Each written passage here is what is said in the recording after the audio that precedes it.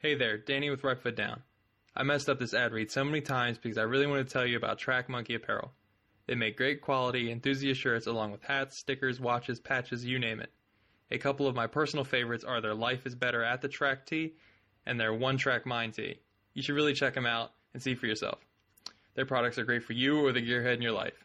Visit trackmonkeyapparel.com.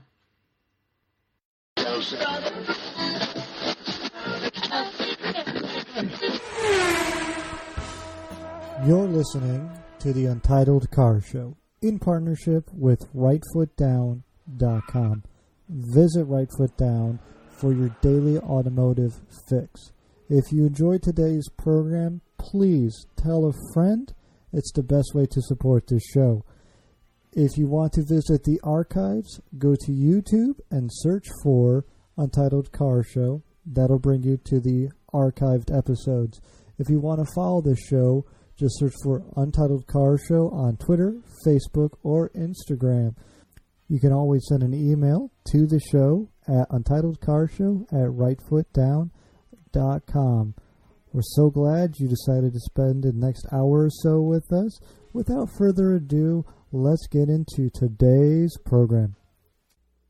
Hello, and thank you for joining me this evening. I am joined by Josh and Leila of Track Monkey Apparel. They are the wonderful folks behind the T-shirt that we recently made and sold some copies of, which I'm very happy to have had happened. And these are the wonderful folks who helped make that a possibility. Josh, Leila, thank you so much for joining me this evening. Hi, thank you for having us. Yeah, thank you, Ike. Oh, no problem. So, I guess first thing first, so how do we get into the business of selling, I guess, automotive designed, or inspired, apparel? How did that whole thing come about?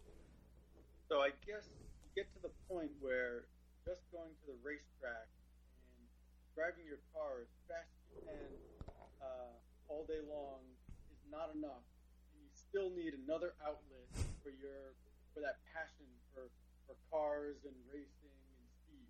I guess that's how it happened, simply put. I imagine there was maybe a want or a need to fill maybe a niche that you saw, because a lot of people they need to do something, but why apparel? Why was that the thing that you kind of got into instead of helmets or I don't know, yeah, sure. Banana hammocks, whatever? I guess banana hammocks is technically apparel. Can we make banana hammocks? Do you make banana hammocks? No, you don't make banana hammocks. Hey, maybe. Maybe one day. I guess I grew up in a very artistic family.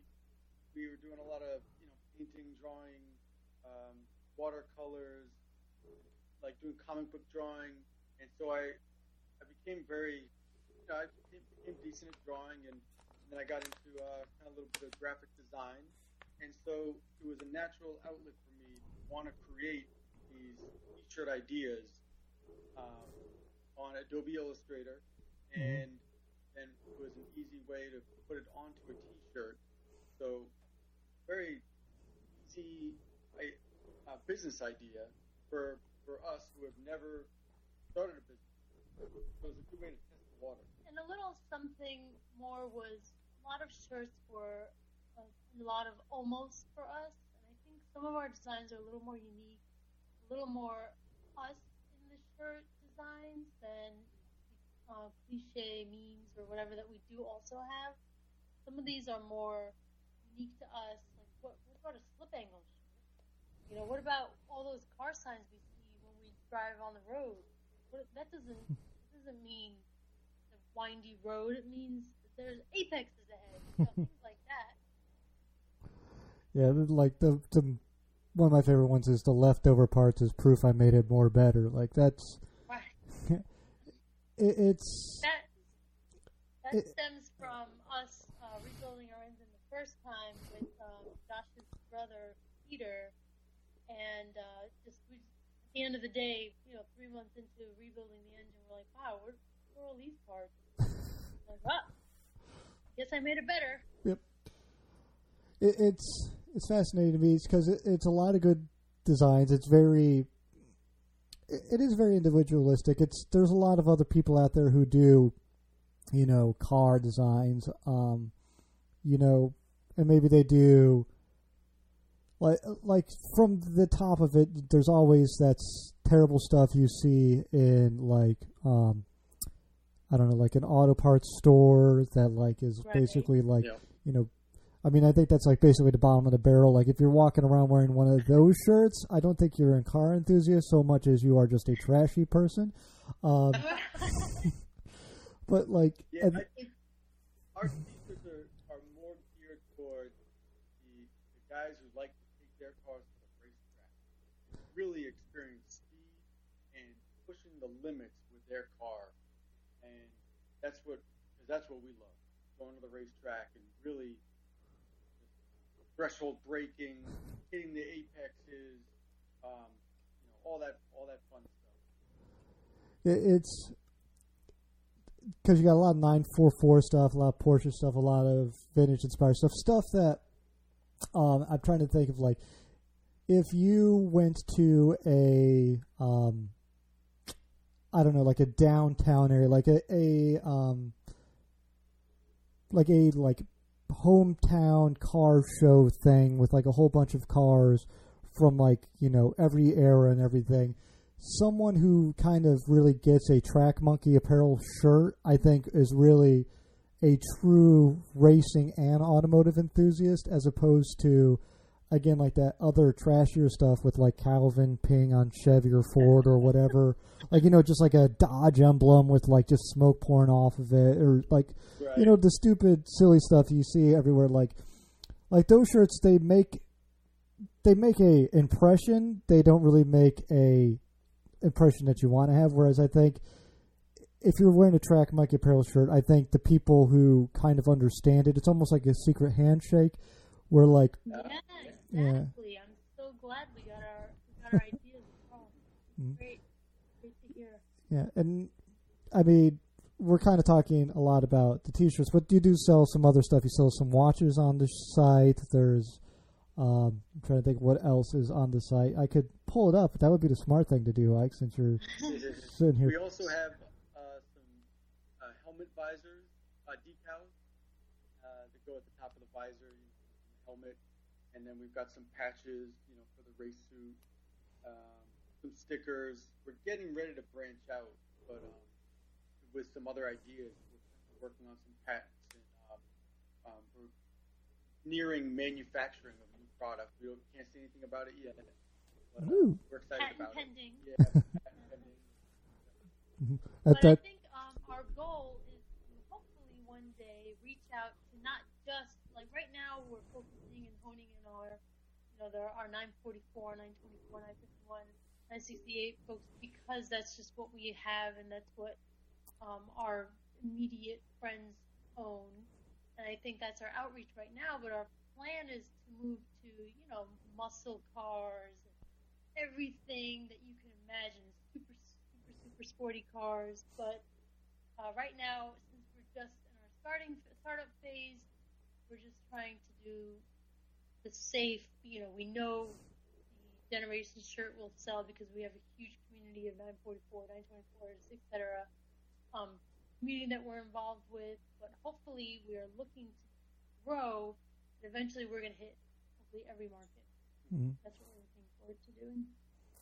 Well, it's kind of like the community, obviously there's the racing, your racing, your Porsches, because that's the community, and that's the background you come from. Because to give people a little bit of an idea here, you both are based in Virginia, and there's a little-known racetrack down there. I think it's Virginia International Raceway, something like that. It might be. I think so.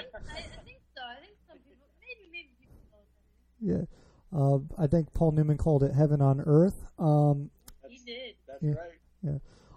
Famous for an oak tree that's no longer there, which is kind of a shame. But and I understand you sell some apparel down there, so that's kind of kind of home base for y'all. VIR. Yeah. Exactly. Speaking of VIR, we have a few shirts. Two of them are specially designed for TMI racing products. The pro shop there, but we do have our logo T-shirt design of ours that's pretty popular. The DE event, it's the green shirt. It's the ratings, the driver's education shirt. Yeah, it's fun having those shirts in the store there. We were down there, a Hyperfest event, and we were doing so much business, and people were coming from our stand outside and going into the pro shop talking about our shirts, that it caused the manager to want to come out and take a look at our shirts and see what we had going on. That was pretty fun. Yeah, when you're outselling the business that's there, that's, you know, like, what's going on here? I mean, that's about as high a praise as you can get. Exactly. Yeah, the manager came over in a real fun, positive attitude. Came over to me and was like, "Hey, what's going on here? Can I see some of your shirts?" And it was just, I just got a really good vibe from him. He came off real like, "Hey, what's going on? Let me get that in my store." Like, what? Yeah, it was a lot of fun and really exciting for us. This was we had just opened in February. Hyperfest was in May, so we were fresh out, as a new company, and to see that feedback was really encouraging. Just a real very motivational for us, I think. Is that? I mean, I found out about y'all from, my friends over there, Right Foot Down, our partners over there, I guess.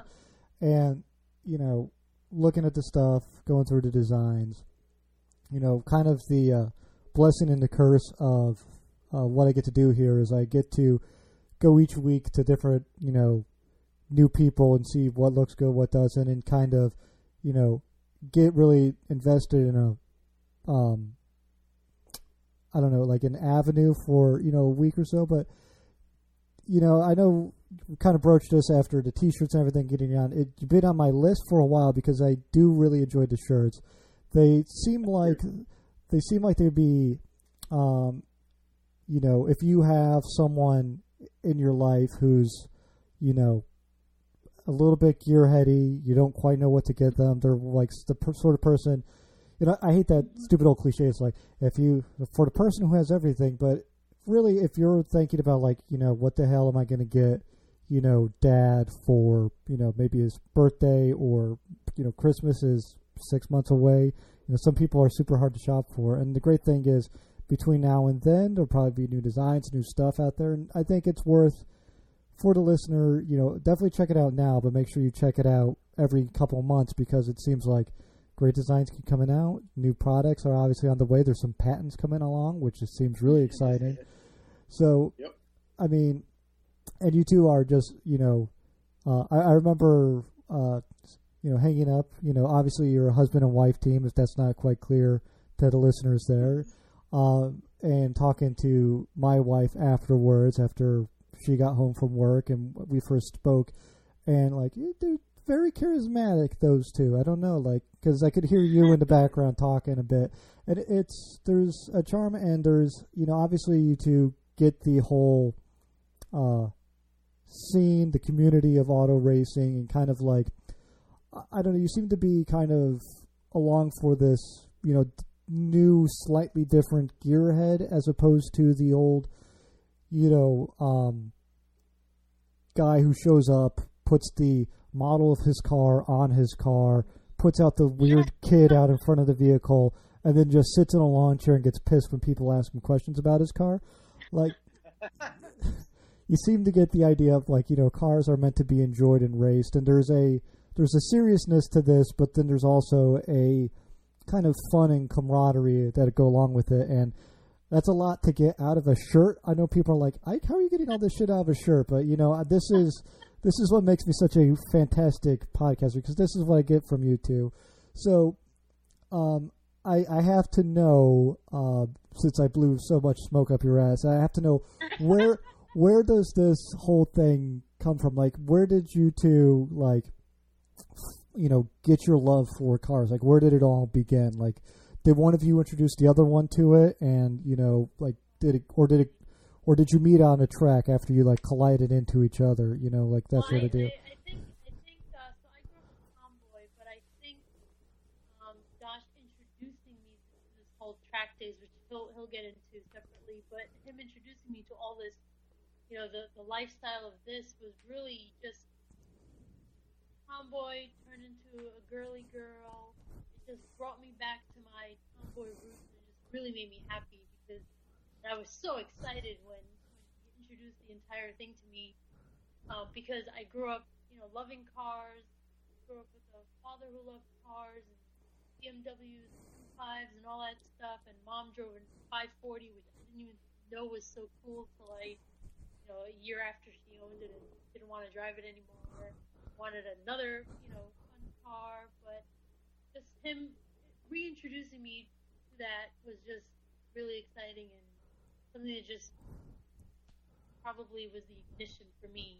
But yeah, I remember as a kid sitting in the very back seat of the station wagon, or Volvo station wagon, and I mean like the back seat in the very back facing backwards.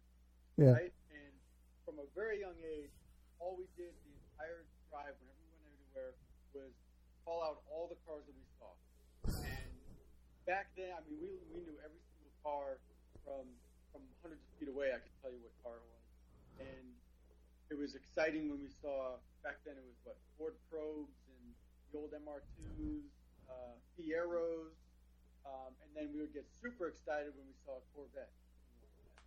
And yeah, so always enjoyed cars, always enjoyed driving. Went to a few law enforcement driving schools where I got to learn threshold braking and hitting apexes and kind of performance driving. And then we had moved down to Virginia, and I was buying some brake fluid or something like that at the Honda dealership.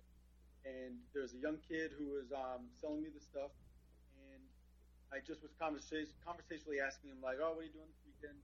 He says, oh, I'm going to go to some point and drive my car on the track.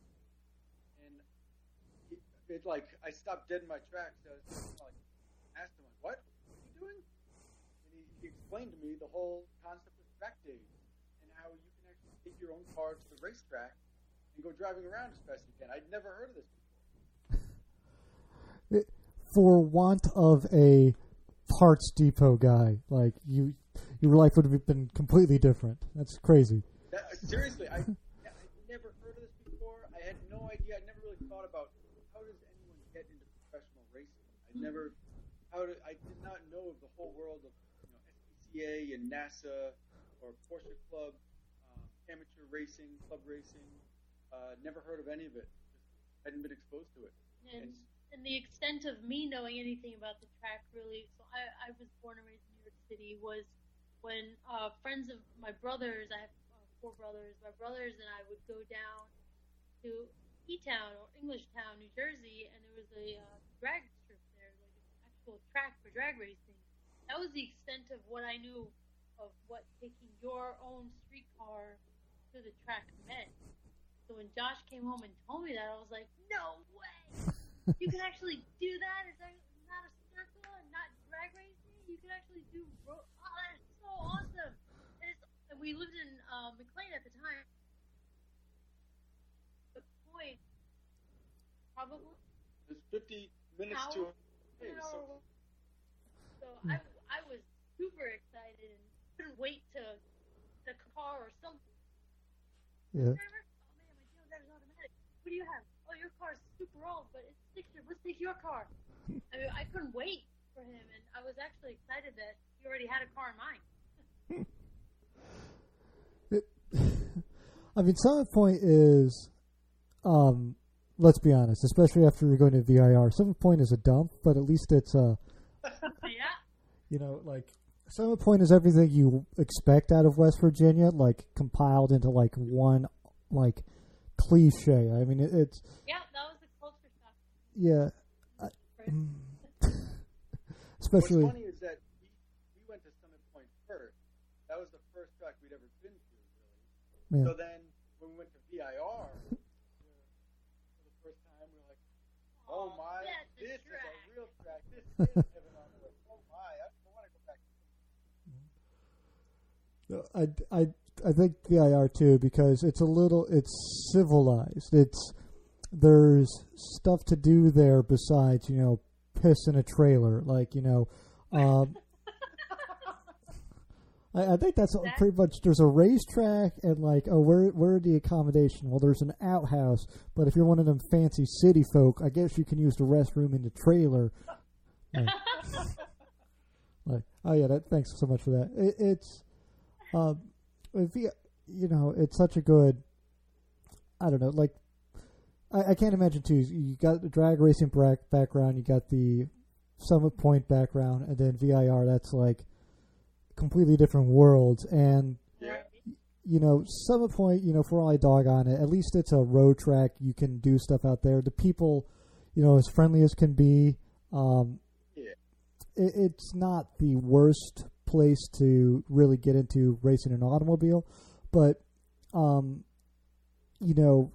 don't know. Like, there's something about the thrill and mystique of VIR. So, like, I don't know. Is there another racetrack you all would even want to go to after going to VIR? I mean, within relative reason. I mean, there's. Well, I do love Watkins Glen. It's one of my favorites. Watkins Glen. There's so much.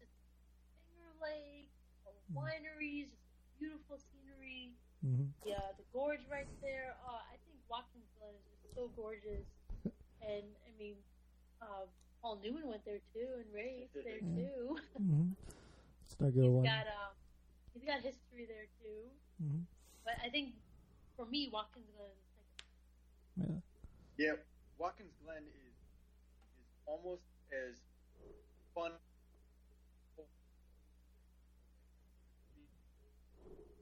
We're losing you a little bit there. I don't know if maybe you got a little far away from the mic. Let me see. Let me mess around with the settings here. Say something. So, yeah, there we go. Gotcha. You're back. Watkins. Okay. So, another way because it's a lot more straightaway, more swooping, and a lot of elevation change as well, and it's almost as fun as VIR, but just in a different way. The tracks are so different from each other. Yeah. I mean, really, there's a misconception. One of the things is, you can't really get out. A lot of people think they can't get out and they can't race, but you really can. And I'm curious, like, what is, you said you were big in a 944 community, Porsche community. What is your track car of choice and racing series of choice at the moment?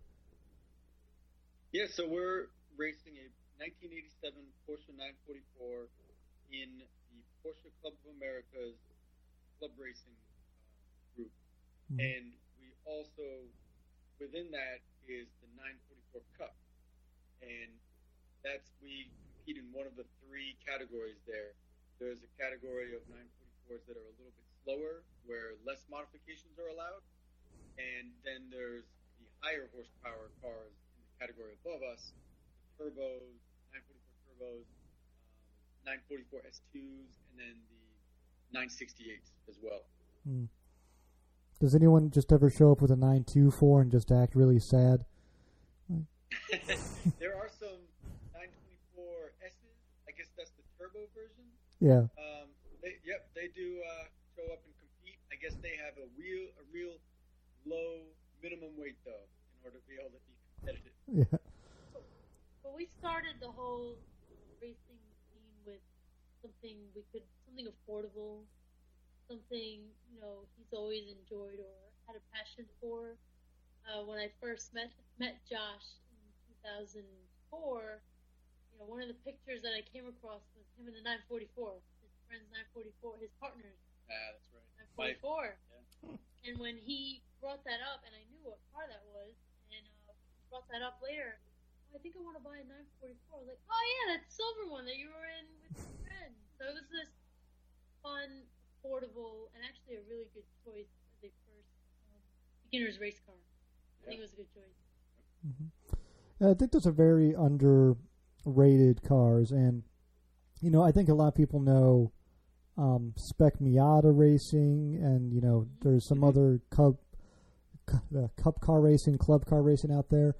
944, I mean, really, you can pick up a great 944, sub 10 grand all day, put in a roll cage, have fun, and go out and be competitive, and really have some good time with it. I don't know, all the ins and out because the Porsche Club of America won't let me in ever since I took a Sawzall to a 924. They kicked me out like, no, it's for real.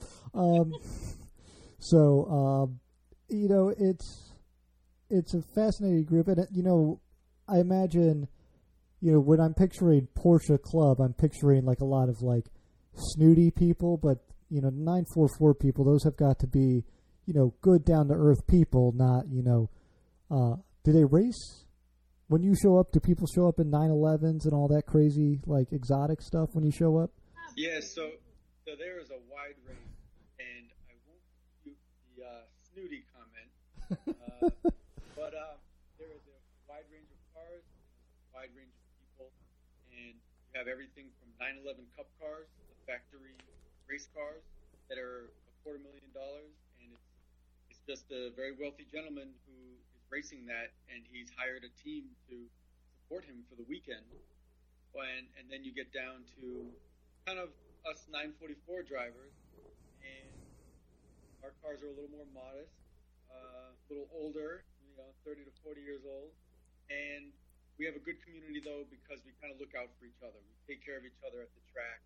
When someone has an issue, your buddies are right there trying to help you diagnose it, fix it, or anytime you need a spare part, you ask around and someone will be like, oh, I don't have it, but Jim has it, or, oh yeah, here, take mine, or, everyone's very helpful with each other. Absolutely. Yeah, I think when, the levels of the regions, so when we were doing track days, your regional Porsche Club people are very community oriented.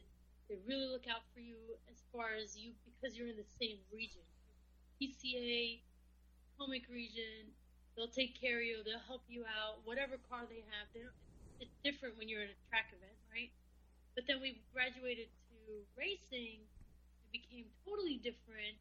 But then after they started to realize, okay, you're a regular, then they took you as your own too. So I think even though, even I thought, oh wow, these are snooty people, I don't know, Porsche Club, I don't know, they're looking at me funny, they probably think I'm some, silly big city girl with, my hair done and my nails done at the track. But once they saw that I can really get down with a wrench, and they realized, oh wow, she really does know this engine, she really does know how to help her husband out. Okay, fine. Once you get a little credit, I think gets past all that stuff. And now, we're at the racetrack with all these, cup car guys and all their teams, and their teams are like my, let me get to the my BFFs now.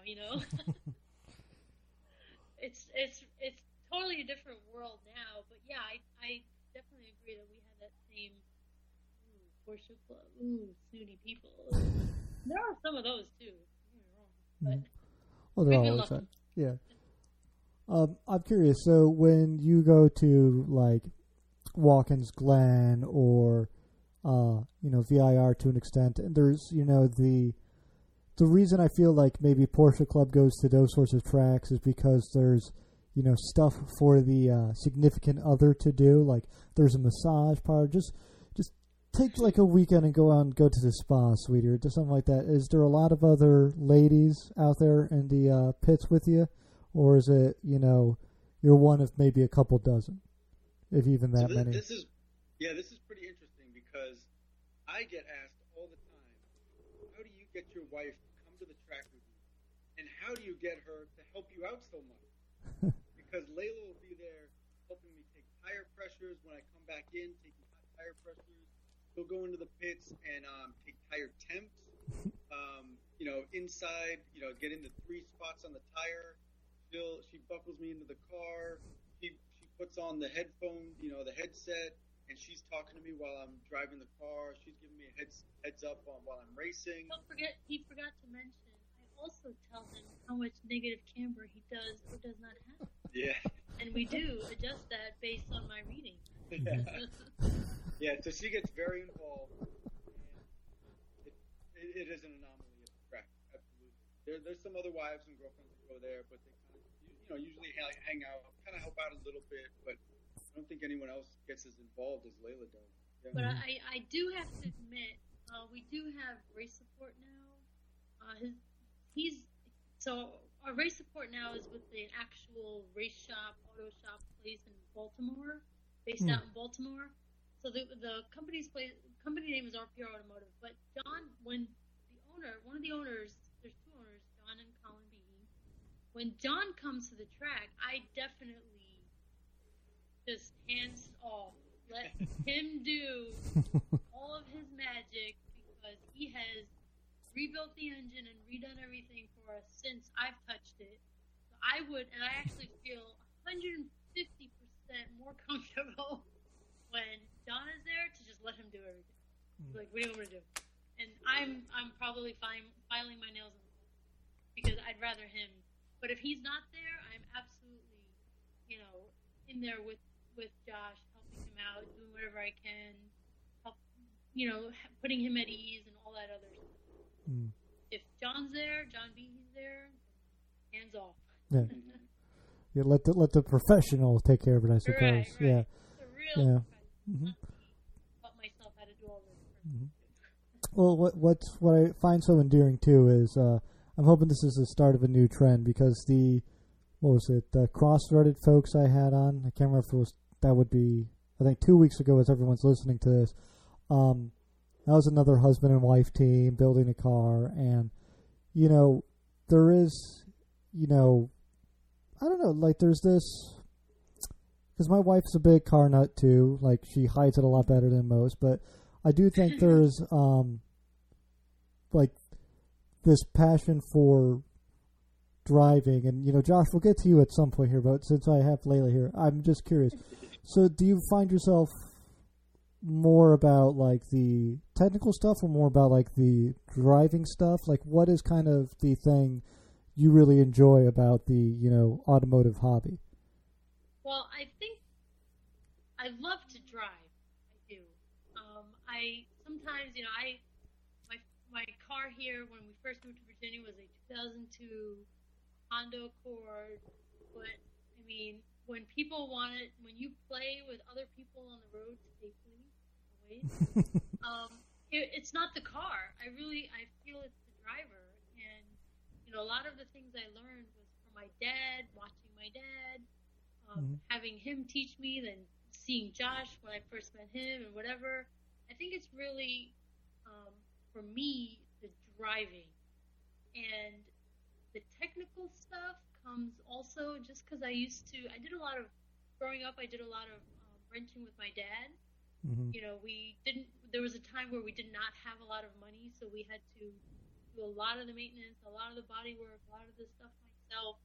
I've actually fractured a wrist helping my dad fix the fender of my brother's car after his first accident.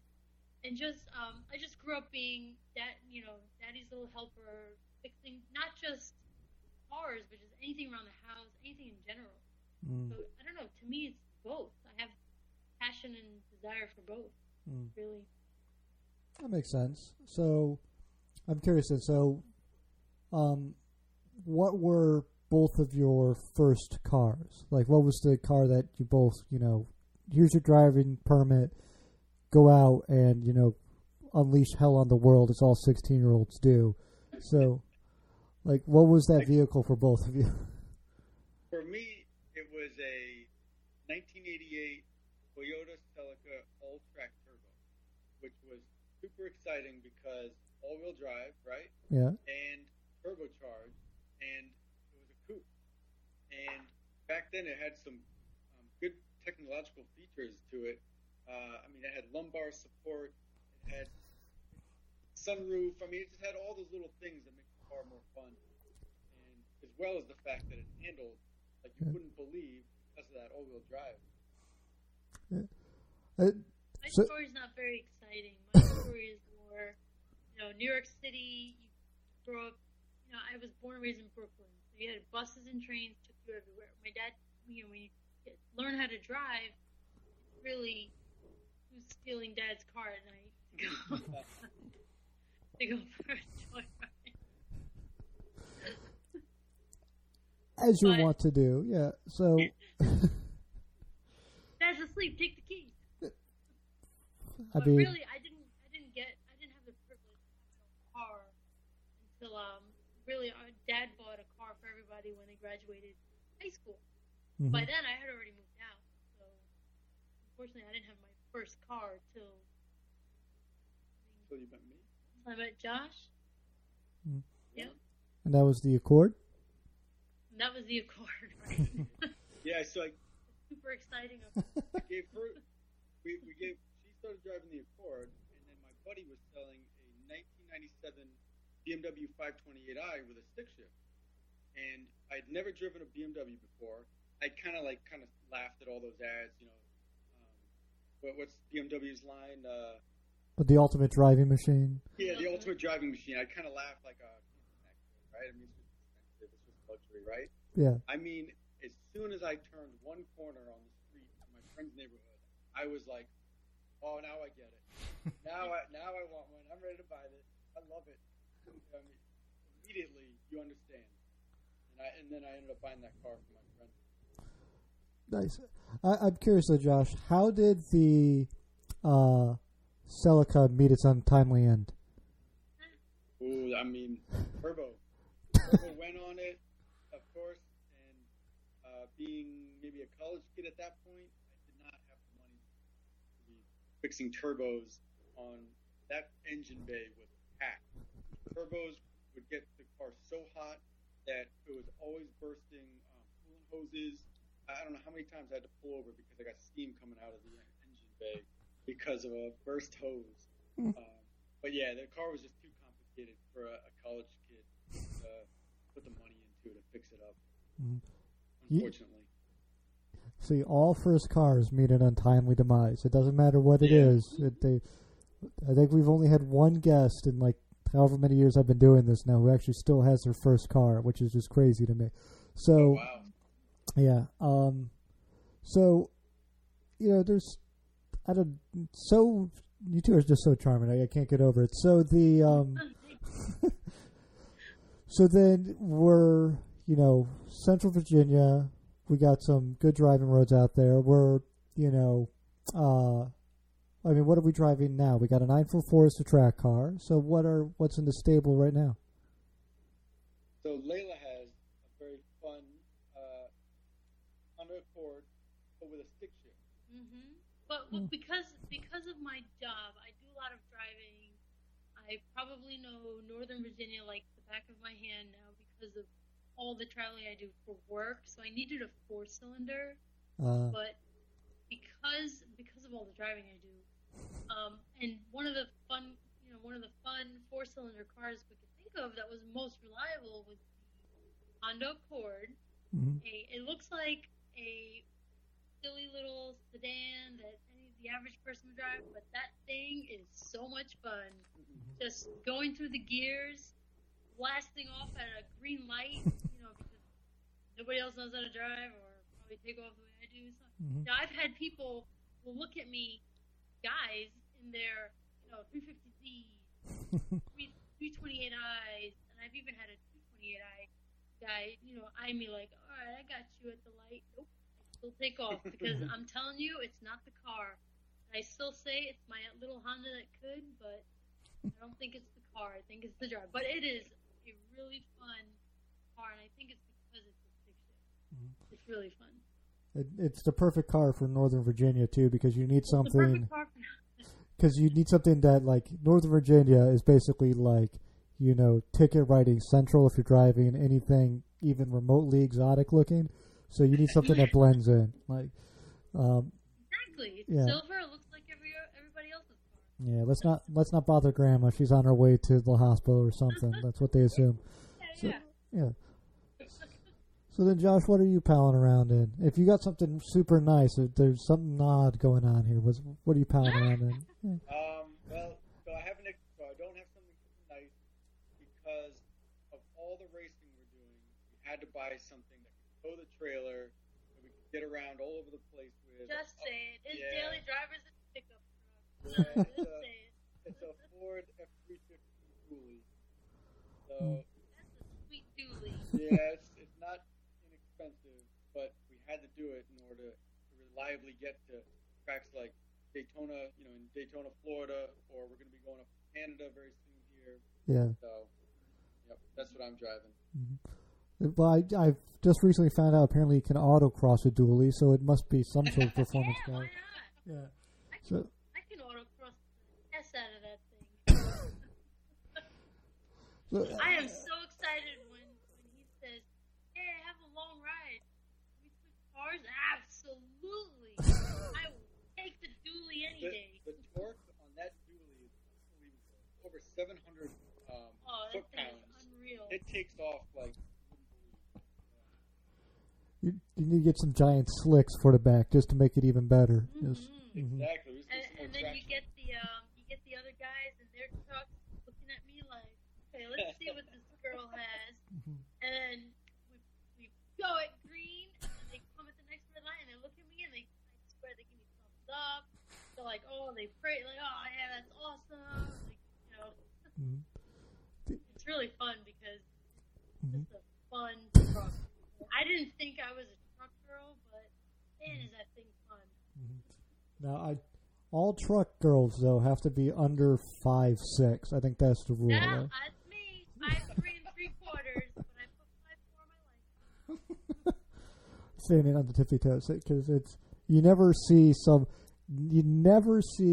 like a 6-foot woman getting out of a like Denali. It never happens. It's always like my favorite thing is a couple jobs ago I worked with a gal who was just under 5 feet, and she drove a lifted Ford Excursion. Like, I'm like, holy crap! Like, how do you get up into that thing? I have a step stool. Like, that's ridiculous. Like that you have to like carry around a step stool to get up into your vehicle. But I feel so powerful in it. Like, Well, you have to when I'm wearing my dress suit, I take one step at a time. Get on the step. Yeah, don't Pull want the rail. Get on the other one. Don't pull a Britney Spears. Yeah, that's the last thing you want. Yeah. So, I mean, kind of got away from it. So it's I know again, just so charming. So we're gonna go. We have because this is the podcast of record. We have some questions here that are the I call them my inside the actor studio questions. As Freddie Hernandez or Travarge, called him, like you have to clarify the rules here a bit. So the situation is these are as we sit today because as car guys and gals, our opinions on cars change basically on the daily. So this is as we sit, in the moment, first thing that comes to your mind. So let me find my little list of questions that I should have had up as I'm pulling this up, but I do not because that is too much sense make. So here we go. All right, so this is for both of you. So typically the rule is since it's typically ladies first, but we'd like to give them more time to think. So we'll make Josh answer each question first, and then Leila, you can answer second. And just give her a little bit more time to think here, Josh. Put you more on the spot. So, all right. What is your favorite car? Right now, I'd have to say Koenigsegg. I think it's Agera is the current model, right? Or Regera.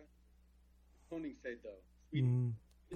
Yeah, I think what you do is you just make it like a consonant gasm, like Koenigsegg, yeah, and then people will be like, oh, yeah, I think I heard about that, and throw in a number afterwards, like, 1. Like, oh, yeah, I know that one. That's the hybrid one they got? Yeah, okay. So. Yeah, right. It looks amazing. Yeah, no. Koenigsegg has yet to make an ugly car. You're good. My ultimate favorite right now is the McLaren 570. If I could get any car in the world, I would ask Josh to do that. So that's the 570 convertible or normal one. So, okay. And then we got Not a good hair day for a convertible. All right, so then still girly girl, right? gotta wash the hair. You know, it's very important. Yeah, these are things I will never understand as a guy who cuts his hair super close. Yeah. Oh man, my daughter's so screwed when it comes to that. Like, she hates stuff in her hair anyway, and she's only 2.5. So that's gonna yeah. So, what is your least favorite car? Yeah. Oh man, Nissan Cube. I absolutely can't stand that thing. that is a good one. It is the ugliest. I don't even know why they made that or the Cruiser. Those are the ugliest fortunate cars I've ever seen on the road. I look away. I can't even look. Oh, avert your gaze. I can't. How about you, Josh? Yeah, I'd have to go with that Cube. See that and that weird C pillar back there they have going on, and one doesn't match the other, and it's just a box. Is there even any? Yeah, I can't do it. So ugly. Yep, gotta avert my eyes. Mm-hmm. Maybe even a Ford Flight. Ooh. Yeah. Ooh. Ooh. Neighbor has one. Ooh. Don't look. So, see, that's a recipe for a good marriage. So you don't have to like the same things, just hate the same things. Like, I don't know. That Koenigsegg is badass. all right. So, what modification trends? So we're talking about stance, brodozer, donk. You know, anything like that is your favorite. One that maybe you don't want to do to your own vehicle, but one that you enjoy looking at or doing, like seeing the most. I'd say the suspension drop is the most attractive looking. Agree. Just getting rid of that gap between the tire and the fender. It makes any car look better, right? It makes any. And then if you do it right, you don't overslam it, and you're just helping. Which is what it's all about for us, is being drivers. We love good handling. Yeah. You can drive the car. I agree. Mm-hmm. All right. So then, what is your least favorite modification trend? One where you look at it and you go, "I don't understand that." When they say dance to make them dance, right? I think it's gotta be that one where there's so much negative camber worked into it that they've got to be riding on the inside edge of the tire. I can't understand that one. I couldn't. We saw one at Hype. Guy drove in. We're losing you there. I mean, the car was beautiful. It's a cool car, right? Yeah, except what did he do? We're losing you a bit there. I don't know exactly what's going on. Can you hear me? Yep. All right. We lost you just a bit there. You broke up just a little bit. So, apologize for that. Yeah, so you said you went to Hyperfest and someone did what to what now? They had so much negative camber on their IS 200 that I was taking pictures and people thought I was taking pictures. It was so cool. I thought, I love that car. It's such a cool drifting car, but what did he do? There's so much negative camber there, but yeah, I think we both agree on that. Yeah, back to that. Our least favorite. Yep. Again, you don't have to love the same things. Just hate the same shit. That's how this works. Right? Yeah. I think we're eye to eye on those. So then, what car do you dread being stuck behind at a red light? Like, yeah. Gotta be Prius. For some reason, Prius drivers are not interested in driving. They're more interested in the other stuff. Just getting from point A to just getting to point B. That's it. Yeah, the other. I don't think they're interested in getting to point B. I think Prius drivers are some sort of weird cosmic punishment for people who enjoy driving. You said it. Yeah. Hey, at least you said it first. Okay. I mean, at this point, I've been asking this question so much, and Prius keeps coming up as the answer. There's got to be something to it. Yeah. All right. So, what is then your automotive pet peeve? What do you see happening on the road or done to a car or whatever that Can just... I go first? Yeah. Well, see, this is going to be tough because we analyze every car that's out there around. We analyze driving styles. We analyze how people handle traffic, because by doing that, it makes us better drivers, and that's how we avoid accidents. So, you want to go first? I think she does. So Northern Virginia is notorious for brake checking. I don't know if they don't know if their brakes work or if they were taught in driver's education that tap on your brakes, just make sure. I don't know what it is. I didn't grow up here, so I don't know what it is. I've tried asking locals, and their answer is what? You just brake. You just go.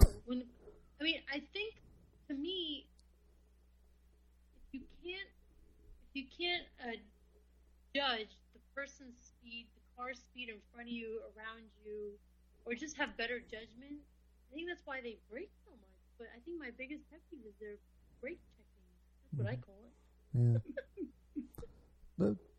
As someone who has to drive there, that is noticeable. So it's like they want to just make sure they work. They'll be doing 55 miles an hour on the road. See them as 55. They're in their own lane and no one's around them, and you'll see their brake lights come on. You're kind of like, what? And you're nowhere near them. You're 3 lanes over.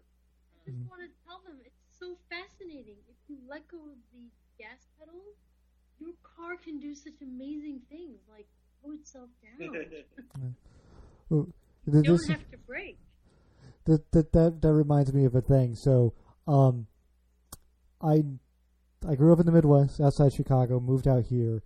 I do think, like, God's punishment to people who enjoy driving is the D.C. metropolitan area.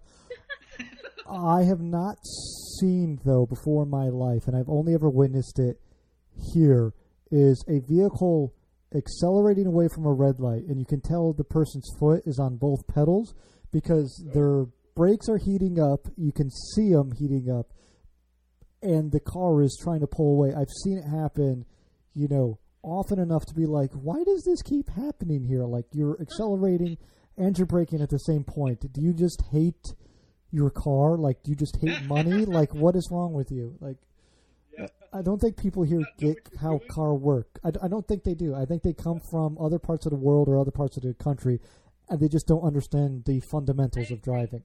Yeah. I agree. I think the DC area is very transplanted. There's a lot of transplants here, so I'm not going to say it's the local drivers, but I definitely agree. There's so much here that you hear that the traffic here is self-imposed. It's like, well, that guy, we're going up a hill and he's braking. Just let go. Still a green light. We're still moving. Yeah. I didn't mean to derail that there. So, Josh, pet peeve? I think it's like what we're talking about is people not adapting to the driving here. Yeah. This is a very congested area, or it can be.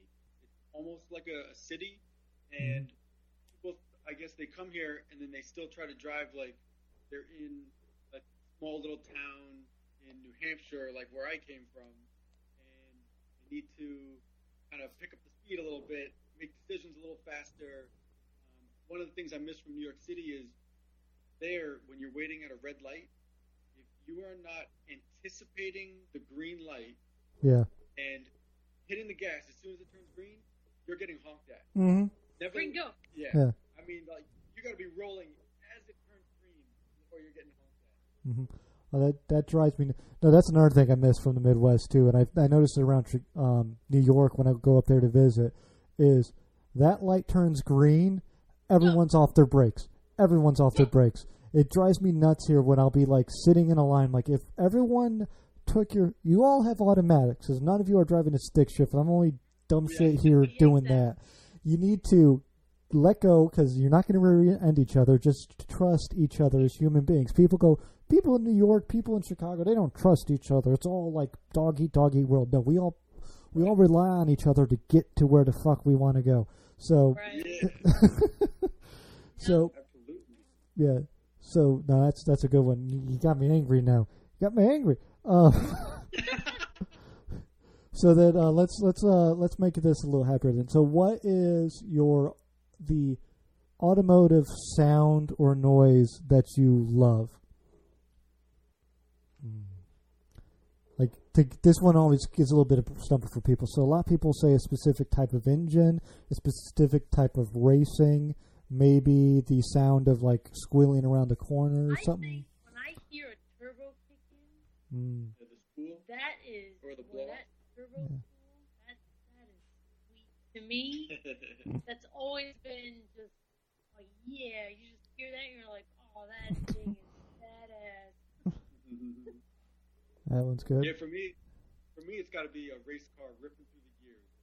Just something that's unmuffled, that's got a good V8 or more, and just ripping through those gears and accelerating at top speed, going all the way to red line on each shift. That's what I look for. That's a good one. Now, the contrary question: what is the automotive sound or noise you hate? Oh, I heard a car today, actually. I was on the phone with someone, and they were, nothing to do. This is just a malfunction in the car. He sounded when every time the guy touched his brakes, and mind you, the guy thought he was the coolest thing in the world at the red light with me thinking, "Cool, look, the car I'm driving." Yeah. Every time he touched the brakes, it sounded like a train screeching, coming to a screeching halt. Yes.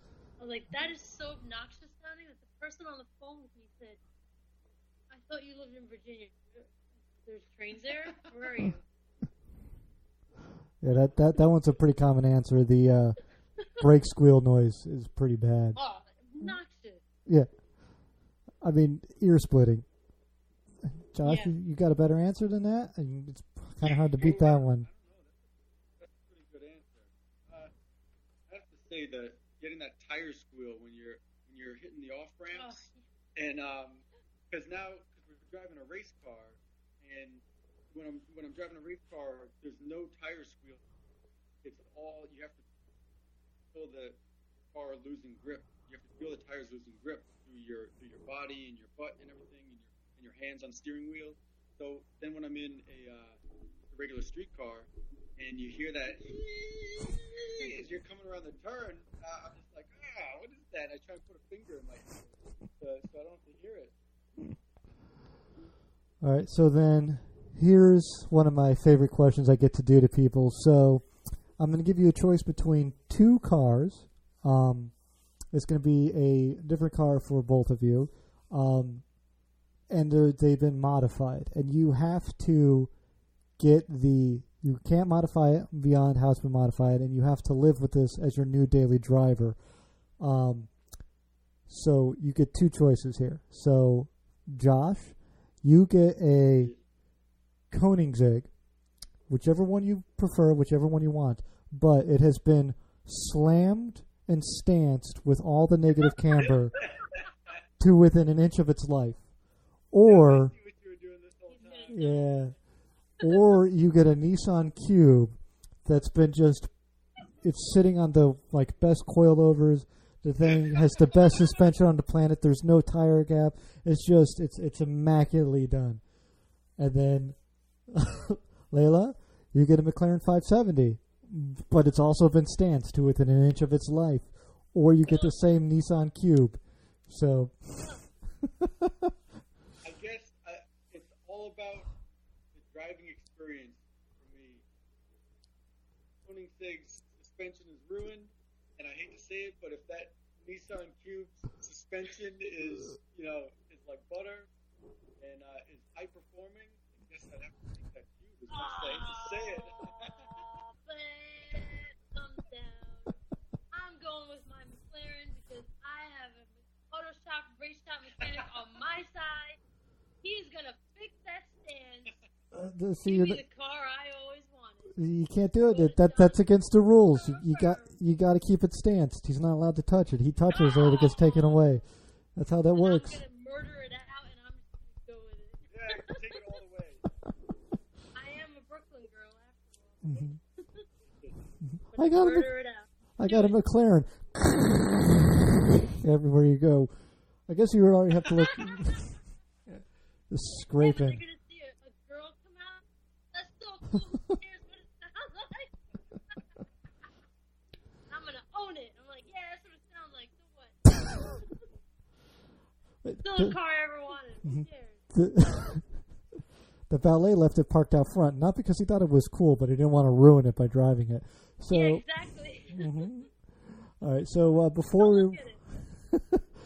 we wrap up for the evening, I have a very important question for both of you. This was in our little prepared section. I hope you thought long and hard about this, because I do believe this is the most important thing any automotive podcast, maybe the most important thing that's ever been asked of anyone ever on any forum could possibly be, which is, what is the hardest food to eat while driving? Oh, yeah. I was remembering a time when my friend taking me to a taco place. And I'm like, yeah, but we got to get going because I forget where we were going to, but I'm like, got to get going. They're like, yeah, but you're going to love these tacos. And I was the one driving. So I'm trying to eat a taco as I'm shifting through gears. And you know how you got to bend your head sideways in order to get the taco without it spilling everywhere. And I got salsa dripping everywhere anyway. And meat, you know, the ground beef is going everywhere and cheese everywhere. I think I had to wash that shirt. There's so much grease on it. Mm-hmm. Yeah, terrible. Absolutely terrible. Tacos. I'm a true lady. I don't eat while I drive. I'm a true driver. I focus on driving, and food comes later. See, but as a Honda Accord driver, I feel like you have to have food in your hand at all times. It is a stick shift, so I'll go with a protein bar. I am able to do my makeup driving stick shift. Thanks very much. Now, as this typically turns into stupid stuff Ike's done in cars.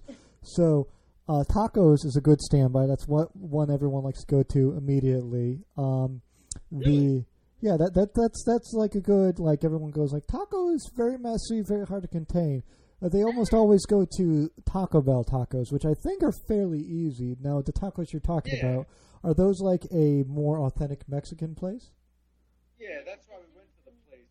It was in a neighborhood in Brooklyn, that was known for its tacos. So it was the more traditional type, where it's crispy, open, You see, those are a lot harder to eat, but again, as stupid shit Ike's done in cars, I do think those are a lot more time of day sensitive. At night, tacos at night, like you're just gonna have to take a bath afterwards. That's how that works. Yeah. So, like, it's the taco, authentic good Mexican tacos. I'll put that on the chart that I need to get at some point of just hard shit to eat in cars. So, I'm gonna put that up there. I don't think that's necessarily the hardest one we've had, but I do think for mess and for, like, time of day, we're gonna put that one up on the chart. And we'll put doing makeup on. Ooh, that's a good one. That's what I'll start asking everyone when I have the lady folks on and the men folk, just to make it more awkward. What's the hardest type of makeup to put on while driving? Is it eyeliner? I imagine eyeliner would be. You broke up there a little bit. What was that? When I'm the passenger, that is pretty iffy how it turns out. Yeah, that suspension is not too forgiving. It's like dun. Yeah, maybe eyeliner. I might look angry. I might look happy. Never know. Well, I wonder if anyone's ever applied fake lashes while driving. That's got to be pretty difficult. Oh, that would be disastrous, probably, right? Put it on your eyebrows, maybe on your forehead. Or like, well, you're from North. And your forehead doesn't move. Yeah. You're from Northern Virginia, so you're familiar with the little, like, Hispanic ladies who draw in their eyebrows. I imagine doing that while driving would be pretty difficult. Yeah. Sometimes high up on their forehead, you wonder if they were driving. Yeah. Or they don't quite match. For like me, it's more Yeah. Oops, I think we've broken up again. Hello? Yep. Okay, I wasn't sure. We got quiet there for a second. Yeah, that's a good one. I'm going to add that one to the list of questions here. We're going to put that one on there, like hardest makeup to apply while driving. Hardest makeup. So you got, yeah. It's pretty simple because all I do is put on some little bit of powder, loose powder on my face, and it's not too hard. Yeah. But you got to ask them afterwards if they were driving a stick shift while they did. Yeah, it can't be an automatic. Yeah, this is true. Yeah. Well, I think every proper motoring enthusiast, I'd like to imagine everyone who's been on this show. Or paddle shifting. Mm. Would be fun. Yeah, but like a true paddle shift where you have to click up or down. Yeah, that would be a good one.